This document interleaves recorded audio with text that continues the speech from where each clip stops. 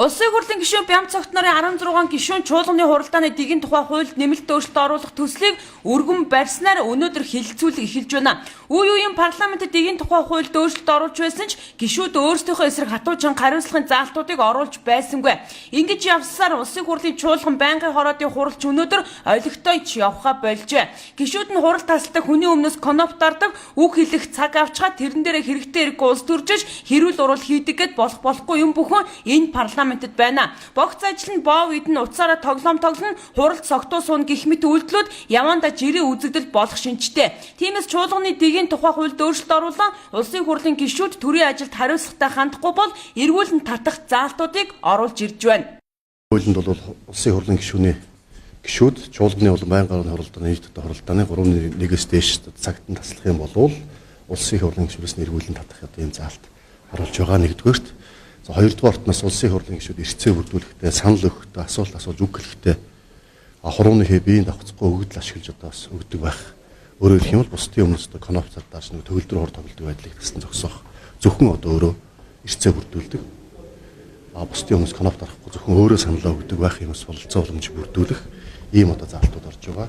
За мөн одоо үндсэн хуулиас нэмэлт өөрчлөлт оруулах асуудал яригдсан тохиолдолд үндсэн хуульд нэмэлт өөрчлөлт оруулах процессыг бас тодорхой орхигдсон заалтууд бас оруулсан ийм төслөргөн баригдсан. За дээрээс нь бас улсын хурлын чуулганы хуралдаан болон байнгын хорооны хуралдаан дээр холбогдох албан тушаалтантын засгийн газрын гишүүдэд холбогдох албан тушаалтангууд улсын хурлын гишүүдийн асуултанд хариулахдаа аль болох одоо үнэн зөв бодиттой мэдээлэл өгдөг байх.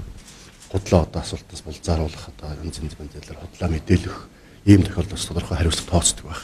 Иймэрхүү заалтуудыг оруулсан зохицуултыг оруулсан одоо хуулийн төслийг их хурл өргөн барьлаа.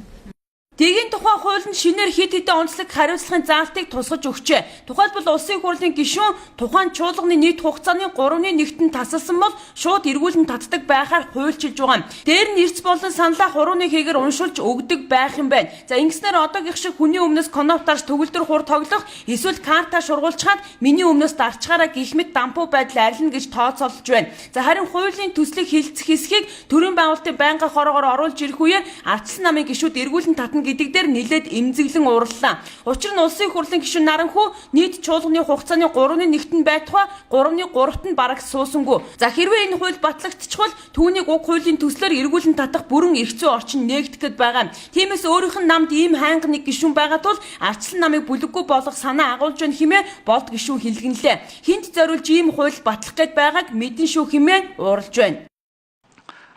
Одоо энэ өргөн барьж байгаа дэгийн хуулиар бол хуралдаандаа 3/1-д суугаагүй бол их хурлын гишүүнээс татна гэдэг. Энэ бол хэний эсрэг чиглэж байгааг бүгд мэдж байгаа шүү дээ. Одоо тодорхой шалтгаантай байх. Хуралдаа бол тэр хуульд заасан тэр шаардлагад хүрээгүй байгаа нэг гишүүн байгаа. Эргээд ардчилсан намыг бүлэггүй болгож энэ завсарлага авдаг, хууль ёсны шаардлага тавьдаг, цөөнхийн дуу хоолойг дарт өмнө төлөөлж энэ чуулган их хурлын танхимд илэрхийлдэг энэ хүчнийг өнөөдөр бүлэггүй болгох ингээ мориноос нь буулгаж байгаад арт түмний саналыг дараагийн сонгуулиар засах болцоотой гэж бодоод авшгүй юм л да. Ийм горилго бүтэхгүй шүү. Арт түмэн өнөөдөр ингэж өөрийнхөө сонголтыг зөв зүгээр тавиад өгсөн гэж байхгүй.